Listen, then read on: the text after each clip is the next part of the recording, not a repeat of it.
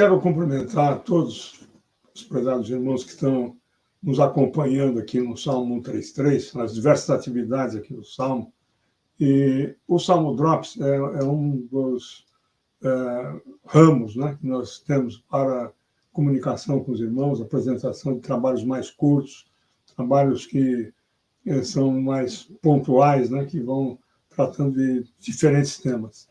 E, ao mesmo tempo, quero agradecer a sua participação, a sua presença, e os seus comentários, as suas perguntas.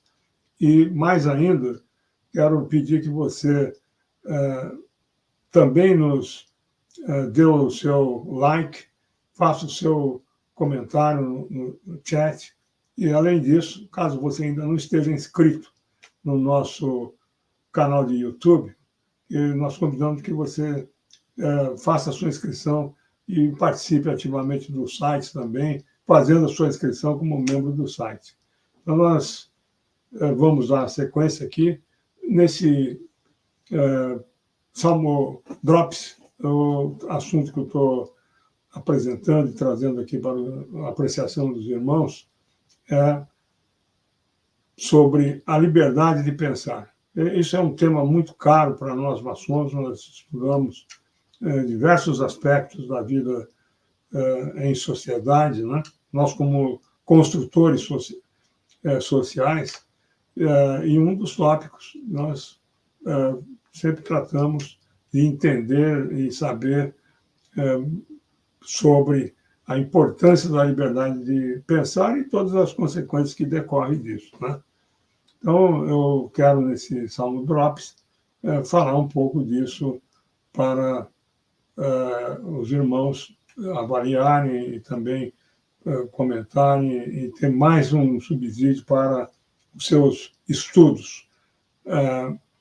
Bom, a primeira questão que surge é qual é a diferença básica entre moral e ética, né? São dois assuntos que frequentemente são intercambiáveis, são assuntos que estão correlacionados, mas, de fato, eles têm, digamos, significados e têm conteúdos distintos. Com relação a esses aspectos, eu vou destacar 5 pontos. O primeiro ponto é a definição. A moral, ela se refere aos princípios ou crenças relativas ao comportamento certo e errado, normalmente baseados em valores pessoais, crenças religiosas ou normas culturais. A ética, por outro lado, são os princípios que regem a conduta de uma pessoa ou grupo de pessoas dentro de um contexto profissional, organização ou sociedade, e muitas vezes baseados em teorias e raciocínios filosóficos. Um outro aspecto é em como essas duas definições se acomodam no seu âmbito, né? Ou seja, a moral é geralmente específica do indivíduo ou da comunidade, refletindo valores pessoais ou culturais. A ética é mais ampla e pode ser aplicada à conduta profissional, práticas comerciais, normas sociais e padrões legais. Do ponto de vista da origem ou da fonte, a moral é frequentemente influenciada pela educação, pela religião, pela cultura e as experiências pessoais.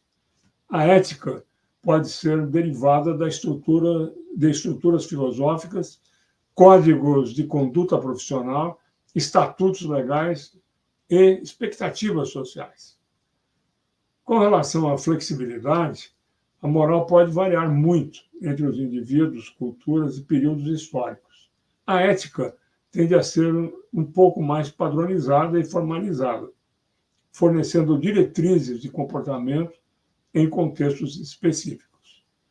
E, quanto à aplicação desses conceitos, a moral orienta o comportamento pessoal e a tomada de decisões na vida cotidiana das pessoas.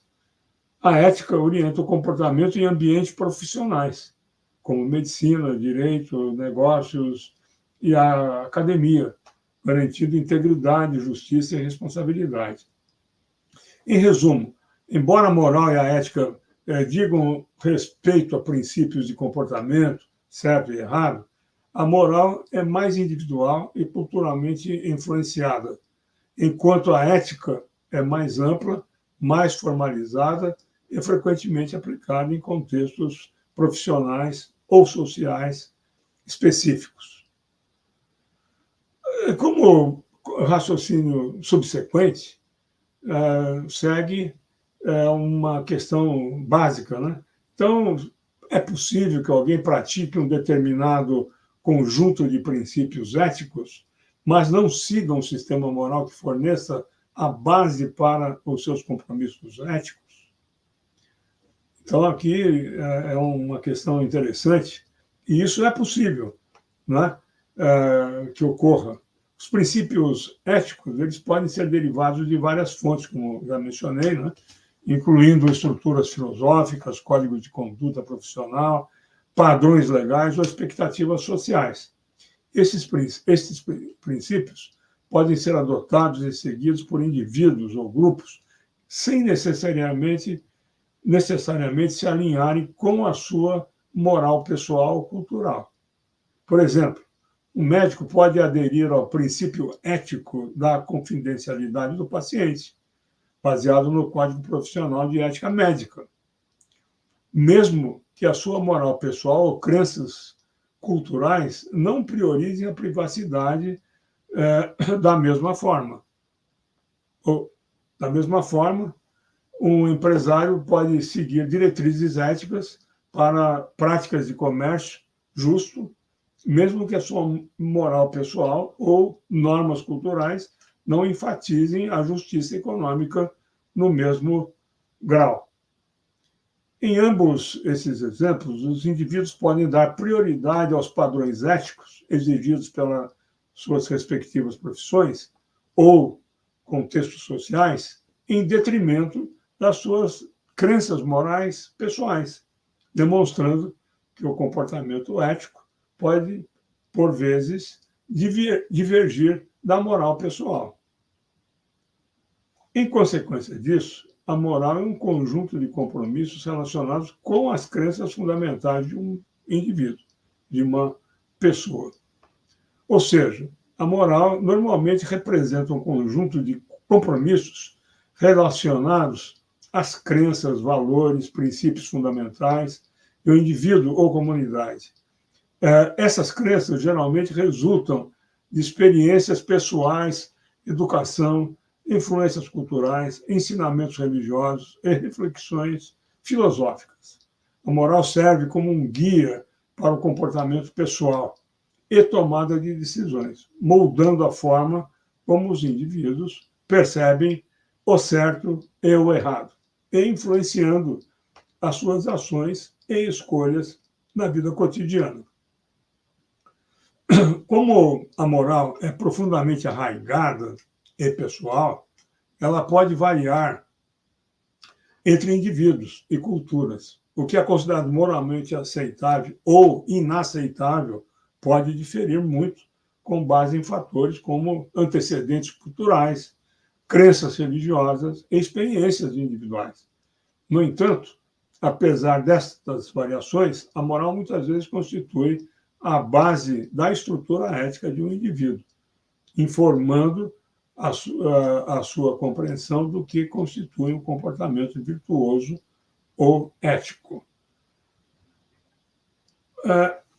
Aí nós temos uma questão de que, quando nós confiamos em alguém, uma confiança, digamos, ampla e limitada, ela traz certos riscos, né?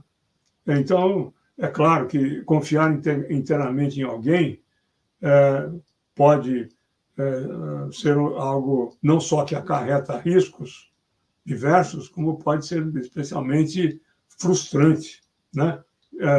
Principalmente se nós estivermos confiando apenas em suposições sobre o caráter moral daquela pessoa, sem considerar outros fatores, como seus princípios éticos, comportamento passado que você possa conhecer, ou contexto em que aquela pessoa toma suas ações, toma as suas atitudes e assim por diante, né?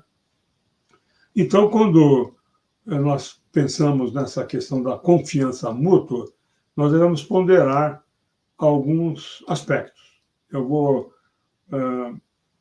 aqui citar alguns desses aspectos. O primeiro deles, a variabilidade da moral. Então, a moral pode variar muito entre indivíduos e culturas. O que uma pessoa considera moralmente aceitável pode ser inaceitável para outra. Sem compreender a estrutura moral específica de alguém, uma confiança excessiva, aquela famosa confiança cega, naquela pessoa pode levar a mal-entendidos ou conflitos que podem, muitas vezes, se tornar conflitos gravíssimos, né? Um segundo ponto é a divergência ética. Conforme discutido já nos primeiros tópicos aqui que eu mencionei, alguém pode aderir a princípios éticos sem necessariamente se alinhar com as suas crenças morais. Embora possam seguir diretrizes éticas em determinados contextos, a moral pessoal de um determinado indivíduo pode não corresponder totalmente às suas expectativas ou valores, né? Então, isso é uma questão bem interessante. O comportamento passado. Idealmente, a confiança deve ser baseada em ações observáveis e comportamento passado, e não apenas em suposições sobre o caráter moral de alguém.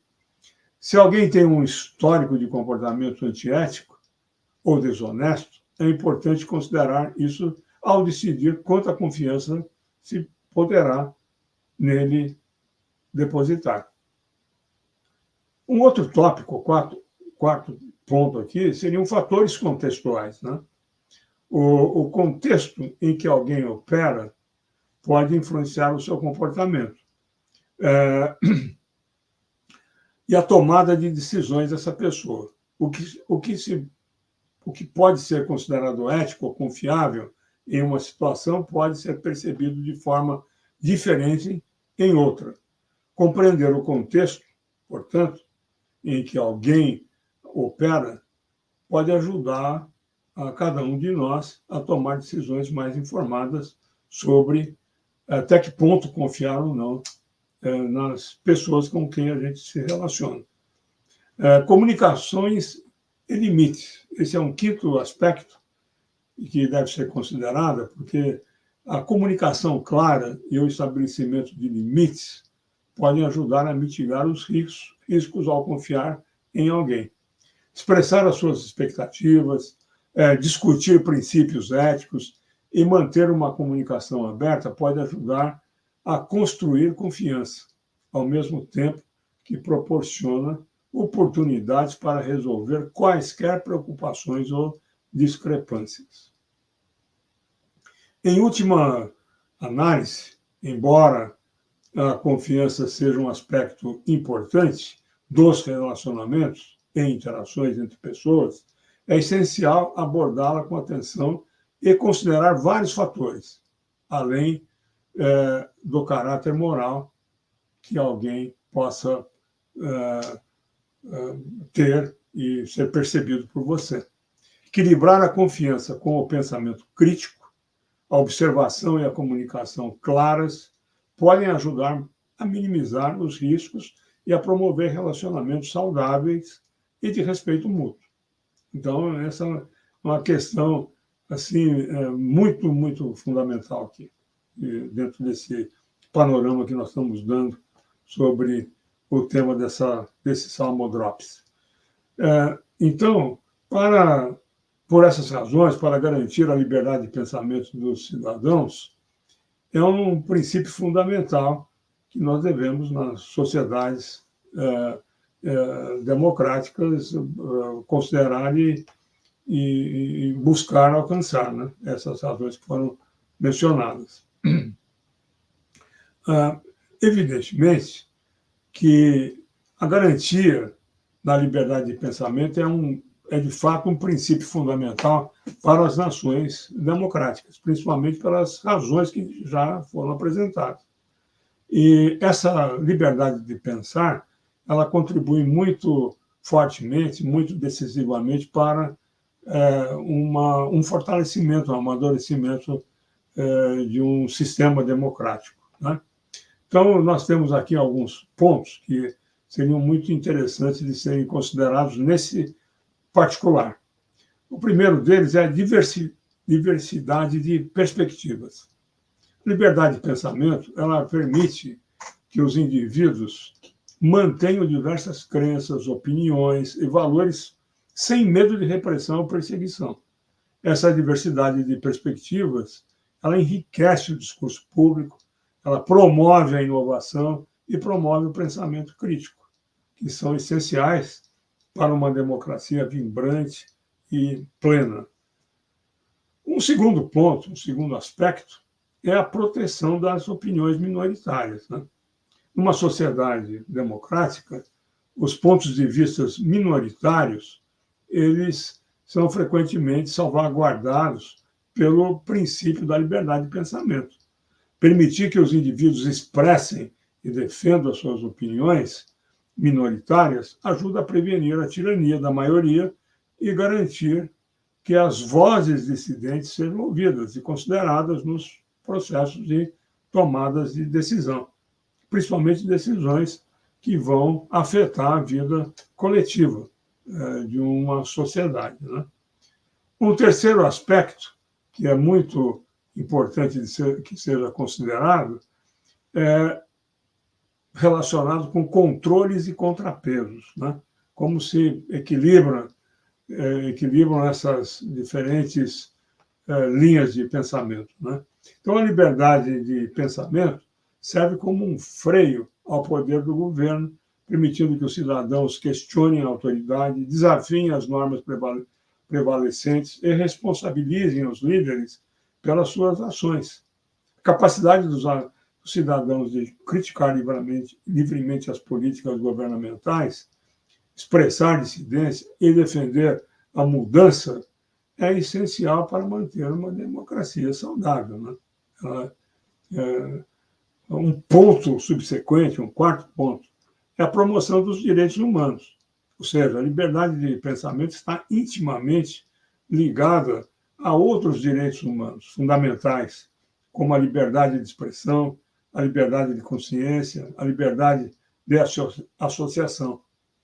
Proteger os direitos dos indivíduos, quais sejam os direitos de pensar, acreditar, expressar-se livremente, é fundamental para defender a dignidade humana e a autonomia nas sociedades democráticas, né? E nós temos um ponto muito importante, um quinto aspecto, que é a facilitação do progresso. As democracias prosperam com base na livre troca de ideias e na capacidade dos indivíduos de desafiar as normas e paradigmas existentes. Ao incentivar a inovação, a criação, a criatividade e a exploração intelectual, a liberdade de pensamento alimenta o progresso social e a adaptação às novas circunstâncias. Bom, em síntese, a liberdade de pensamento não é apenas um valor democrático fundamental, mas também um pré-requisito para o funcionamento e florescimento das sociedades democráticas. Garante que os cidadãos possam participar na tomada de decisões informadas, fundamentadas, participar de forma significativa na vida pública e contribuir para a evolução contínua da governança democrática, né? Esses aspectos são muito fundamentais. E, na sequência desse raciocínio, quando se refere à liberdade de pensamento concedida por um governo democrático, é também dizer o mesmo que a liberdade de expressão está implícita e deve ser concedida. Então, isso significa que a liberdade de pensamento e a liberdade de expressão estão intimamente interligadas, e são ambas componentes essenciais de uma sociedade democrática. Nas nações democráticas, o princípio da liberdade de pensamento normalmente abrange a liberdade de formar, manter e expressar os próprios pensamentos, crenças, opiniões e pontos de vista, sem censura ou interferência governamental. A liberdade de expressão é frequentemente considerada uma extensão, melhor dizendo, implícita da liberdade de pensamento. Se os indivíduos são livres para pensar e ter opiniões diversas, segue-se, por decorrência lógica, que também devem ter o direito de expressar esses pensamentos e opiniões através da fala, da escrita e de outras formas de comunicação. Então, assim, essas entes todos estão intimamente ligados, né? A liberdade de expressão, ela está, digamos, intimamente associada, relacionada com a liberdade de pensamento dentro de uma estrutura democrática. E essa conexão, ela pode ser expressa em alguns aspectos também. Primeiro aspecto, a expressão de ideias.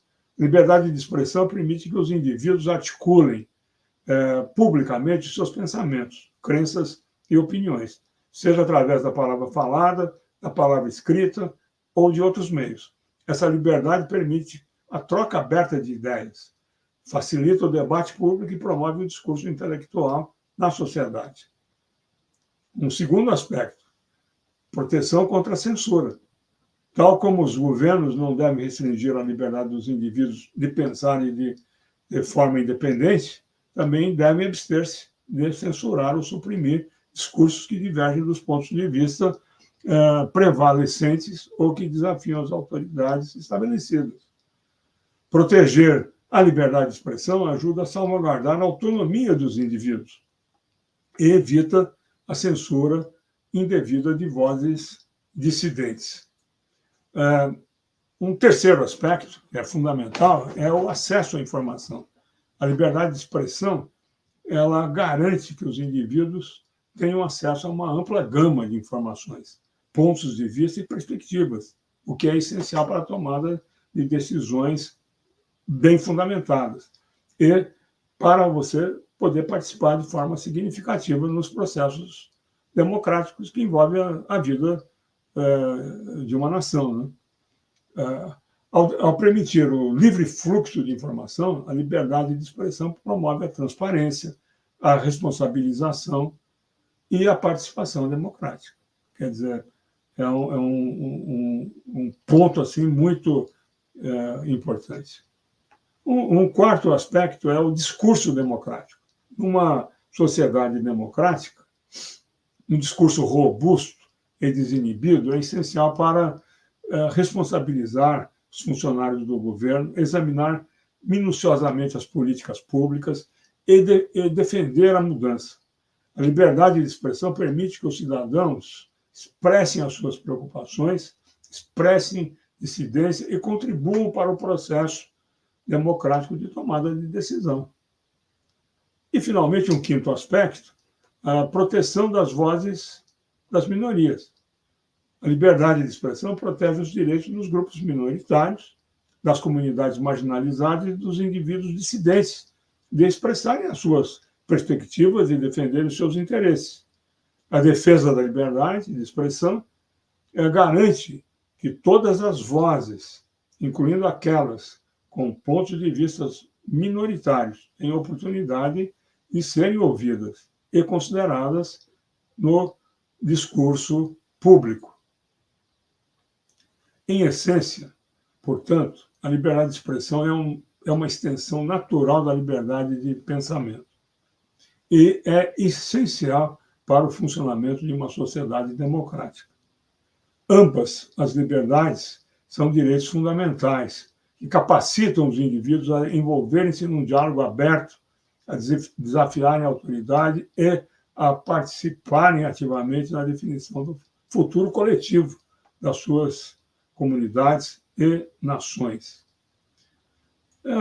Então, aqui nós chegamos num ponto que, como nos dirigimos, né, para aqueles que, em nome da eliminação de erros, sofismas e informações enganosas, defendem que apenas especialistas deveriam ser autorizados a expressar opiniões, especialmente quando criticam o ativismo judicial.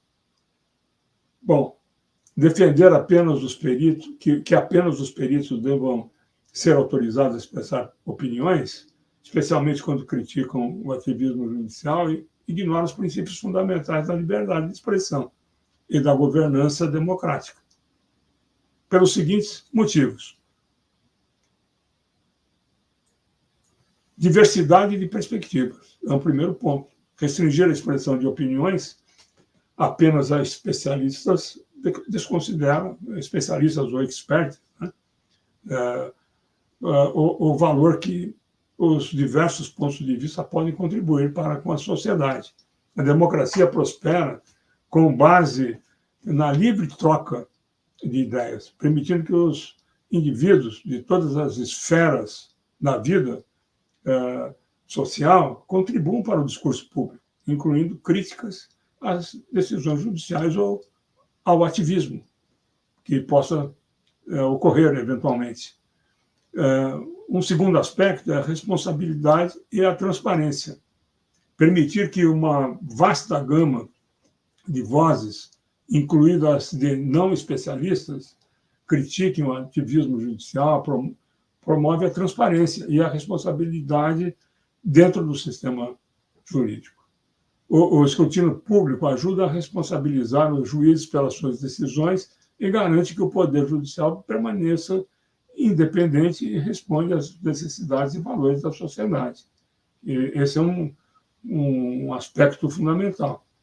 Um terceiro ponto seriam pesos e contrapesos que a sociedade democrática deve buscar equilibrar, né? Ou seja, a capacidade dos cidadãos de questionar a autoridade, incluindo as decisões judiciais. Isso permite que ocorra um controle essencial do poder. Colocar restrições sobre quem pode expressar opiniões mina esse princípio de controle e equilíbrios, conduzindo potencialmente a uma autoridade desenfreada e a erosão dos princípios democráticos, né? Ocorre aquilo que a gente não quer que ocorra. Um quarto ponto é a liberdade de expressão. A liberdade de expressão é um direito humano fundamental que deve ser defendido por todos os indivíduos, não apenas pelos especialistas. Permitir que apenas especialistas expressem opiniões sobre determinados assuntos poderia levar à censura e à supressão de vozes dissidentes, sufocando o debate democrático e a inovação. Finalmente, um quinto aspecto: envolvimento e participação pública. Excluir não especialistas da expressão de opiniões sobre os assuntos judiciais mina o princípio do envolvimento e participação pública na governança democrática. Cada cidadão tem um interesse no fundamento do sistema jurídico e deve ter a oportunidade de expressar as suas preocupações e perspectivas. Ao invés de limitar quem pode expressar opiniões sobre o ativismo judicial, a sociedade deve concentrar-se na promoção do pensamento crítico, do discurso informado e do respeito pelos diversos pontos de vista. Incentivar o envolvimento público nas questões jurídicas, de facilitar o diálogo entre os especialistas e não especialistas, pode enriquecer o processo democrático e reforçar a legitimidade das decisões judiciais. Em última análise, um debate público robusto e inclusivo é essencial para manter uma democracia saudável e defender o Estado de Direito. Isso digamos, uma decorrência direta, né? Então, em outras palavras, os cidadãos, em média, obterão opiniões informadas de fontes em que confiam, para estarem mais preparados para interpretar as leis e com base em mentalidades e valores, decidirão se aceitam ou não os argumentos. Com base em tais processos de tomada de decisão informada, um cidadão pode decidir o que aceitar ou não. Além disso, votar informado ou substanciado em fundamentos que ele adere nas eleições que são democraticamente realizadas, né? Então, em uma sociedade democrática, os cidadãos dependem de uma variedade de fontes para formar opiniões informadas, incluindo especialistas, meios de comunicação, líderes comunitários, experiências pessoais, etc. Essas fontes ajudam os indivíduos a compreenderem questões complexas, como o ativismo judicial, e a avaliar argumentos a partir de diferentes perspectivas. Em última análise, os cidadãos utilizam o seu próprio julgamento, valores e crenças para avaliar a credibilidade e a validade das informações e argumentos que lhes são apresentados por essas diversas fontes. Esse processo permite que os indivíduos tomem decisões informadas sobre as quais e sobre quais opiniões aceitar ou rejeitar, né? Inclusive quando votam em eleições democráticas. Então, essa interação do indivíduo, do cidadão, com diversas fontes de informação é que permite ele formar um quadro, um julgamento e tomar a decisão dele quando ele tem que participar de um processo decisório. Ao envolver-se no pensamento crítico, na verificação de fatos e na procura de diversos pontos de vista, os cidadãos podem navegar melhor nas complexidades das questões jurídicas e políticas. Esta participação ativa no processo democrático fortalece a responsabilização das instituições governamentais, promove o envolvimento cívico e promove também uma sociedade mais informada e, portanto, mais receptiva. Em resumo, tomada de decisões informadas nas sociedades democráticas depende da capacidade dos cidadãos de avaliar criticamente a informação que recebe, recorrer a fontes confiáveis, diversas fontes confiáveis, e alinhar as suas escolhas com os seus valores e crenças. Esses processos capacitam os indivíduos a participarem ativamente na definição do rumo das suas comunidades e nações, através de eleições democráticas e de envolvimento cívico. Então, aqui encerro esse Salmo Drops, esperando que tenha sido útil, que possa ajudar na sua vida gregária, sua vida comunitária, societal, e que possa ser uma referência a mais que você possa adquirir para orientar a sua tomada de decisão, né? Basicamente, essa é a expectativa que eu tenho com esse Salmo Drops sobre a liberdade de pensar. Peço que vocês se mantenham atualizados com as atividades aqui no nosso salmo133.org. Participe dos nossos diversos canais de comunicação, principalmente inscreva-se no YouTube, canal de YouTube, e no próprio site. Nós vamos ter uma linha de apresentações diversas e algumas serão exclusivas para os membros do nosso site. Então, muito obrigado pela sua atenção e os seus comentários, as suas perguntas. Por favor, nos envie para o e-mail salmo133web@gmail, ou então através da página de contato que você pode ter no nosso website. Nós vamos responder todas as suas perguntas e responder as questões que surgirem, e nós agradecemos pela sua participação. Muito obrigado e até um próximo Salmo Drops.